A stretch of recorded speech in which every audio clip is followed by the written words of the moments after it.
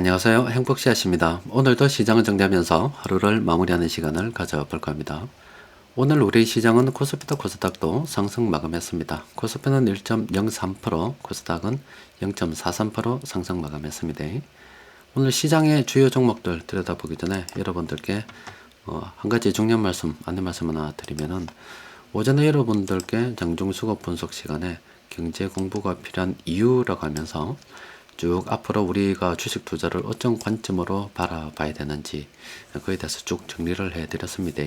그간 제가 올려드린 그 의견 그리고 그런 사실을 뒷받침할 만한 최근에 일어나는 기사들 또 그리고 같은 경제를 바라보는 관점을 가진 경제 석학들의 기사를 올려놨기 때문에 궁금하신 분들께서는 꼭 한번 보시는 게 좋겠습니다.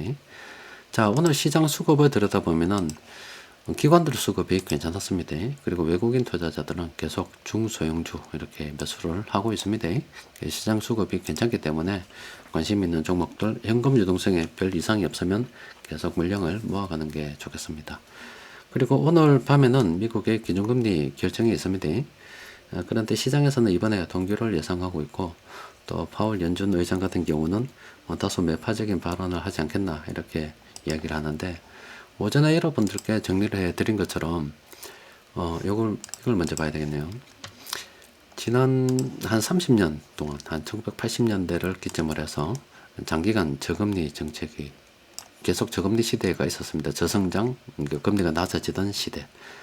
그리고 그 이전에는 계속 기준금리가 쭉 올라가면서 이런 시대가 있었습니다. 그런데 현재 뭐 물가 2%를 맞춰야 된다는 게 요때 일어나는 현상들을 보고서 한 물가를 중앙은행이 2% 정도 수준에서 쭉 통제를 해 가면은 모두 다 회피할 것이다. 회피했다. 이런 이야기들이 지금까지 이어지고 있는데 지금은 이제 이런 시대가 끝나고 다시 이런 식의 시대로 회귀한다라고 말씀을 드렸습니다.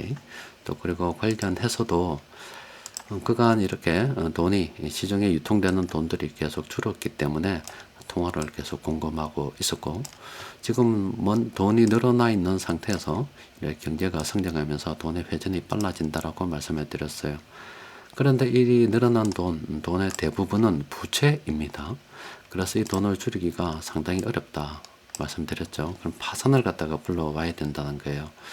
그러면은 이제 부의 증가가 이동되고 한번 국가가 파산을 해버리면 여러분들께서도 뭐 IMF 경험해 보셨겠지만 한번 국가가 파산을 하면 중산층이 대거 무너져 버리게 됩니다. 굉장히 혼란스러운 일이 발생이 됩니다. 그래서 이쪽 돈을 굉장히 줄이기 어렵기 때문에 지금 자꾸 연준이나 중앙은행도 이걸 갖다가 못 줄인다 그러니까 이게 엑스표가 되니까 지금 경제 성장 계속 이렇게 돈의 회전이 늘어나는 것을 강제로 다운을 시켜가지고 경기 침체를 유도하고 있습니다. 그런데 여러분들께서도 생각을 해보시면은, 뭐, 앞에서도 한 번씩 말씀드렸지만, 우리가, 저도 뭐 사회초년생 때, 10%에서 20% 정도 되는 금리를 부담하고 대출을 사용했습니다. 대부분의 사람들, 그 이전에 그보다 더 높은 금리 대출, 이자를 내면서 살았는데, 그래도 살아갈 수 있었던 이유는 바로 이래 돈의 회전에 문제가 없었다. 그래서 유동성에 문제가 없었다. 우리가 뭐 주식 투자한데 치면 제가 여러분들께 늘 현금 흐름표 잘 봐야 된다고 말씀드리죠. 현금 흐름에 문제가 없었다는 거예요. 그러면 계속 앞으로 경기가 살아나려고 할 때마다 계속 죽이는 정책을 취하게 되면 굉장히 원성이 자자해지겠죠. 국민들의 반감이 굉장히 커질 겁니다. 정치권에서도 계속 이를 방관할 수는 없을 거고. 제가 이를 볼 때 앞으로 큰 틀에서는 이 경기를 나아지는 거, 경제가 성장하는 거, 이렇게 돈의 회전이 늘어나는 거기 때문에 이쪽을 줄이지 못한다, 부채를 줄이지 못한다 그러면 사람들의 소득을 그 월급도 올려주고 또 돈의 회전이 되면 돈이 잘 돌아가는 거, 유동성에 큰 문제가 없다 그러면은 뭐 큰 높은 이자 뭐 부담할 수 있겠죠.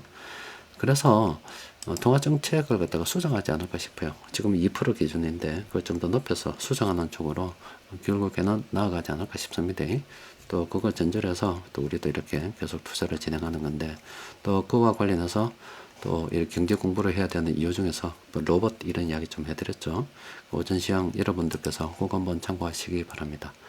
자, 세력들이 오늘 전반적으로 뭐 쭉 수급이 괜찮았는데 들여다보니까 오늘은 세력들이 공통적으로 매집한 종목들이 20개 종목이 됩니다. 빨리빨리 좀 보도록 합시다. 자, CJ 제열재단 같은 경우는 아직 좀 더 기다려 봐야 되겠죠. SK 하이닉스는 지금 수급도 상당히 괜찮습니다. 오늘도 보니까 이 외국인 투자자들 들어왔고요. 또 우리가 보니까 생산, 소비, 투자해서 반도체 경기가 지금 살아나고 있다. 이런 이야기들이 있어요. 반도체 관련 종목들 이제 한번 시장의 주도주로 다시 한번 나설 때가 됐습니다. 관심을 가지고 살펴봐야 됩니다. 대선 같은 경우는 어제 말씀드렸죠. 개인들의 비중이 너무 큰데 외국인들이 단기간에 집중적으로 매수하다 보니까 올라왔고 또 단기간에 너무 많이 오른 상태라서 지금은 접근하기 좀 곤란하다. 또 이 종목은 아직 좀 곤란하죠. 롯데 쇼핑도 그렇습니다. 삼성전기도 아직은 좀 들어가기 곤란합니다. 그 삼양식품 같은 경우는 상승 평범인데 이거 단기간에 주가가 너무 많이 올랐죠. 접근하기가 좀 곤란합니다. 한국콜마도 마찬가지입니다. 단기간에 너무 많이 올라서 참 어중간한 상태라서 접근하기 좀 곤란한 그런 상황입니다.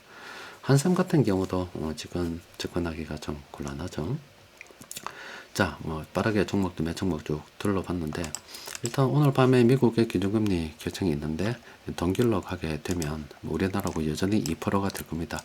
파월 연준 의장이 12월 달에는 한 번 더 인상할 수 있다. 이렇게 매파적인 발언을 할 수도 있겠죠.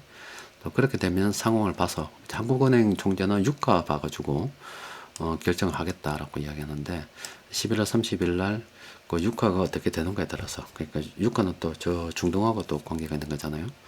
그러면 그때 금리가 뭐 오를지도 모르겠습니다. 일단은 현 상황에서는 미국에서 기준금리를 동결한다는 거고 또 파월 연준 의장은 매파 발언을 할 것이라는 거. 또 그리고 장기적 관점에서는 아마 이 중앙은행의 통화 정책 앞으로 좀 더 고금리를 고물가를 용인하는 쪽으로 수정을 하면서 또 시중의 유동성 지금 같은 경우는 물가가 어떤 중앙은행장들이 집중적으로 살펴보는 거에 따르면은 지금 금융의 환경이 바뀜에 따라서 시중에 돈이 얼마나 잘 도는가, 돈의 회전, 유동성 이런 지표들을 갖다가 아마 중앙은행에서도 정치권도 관심을 가지고 살펴보는 시대가 오지 않을까 싶어요. 또 그리고 점점 산업화되면서 로봇이 제조업 현장에 투입이 되게 되면 당연히 기업 이윤은 늘어날 수밖에 없겠죠.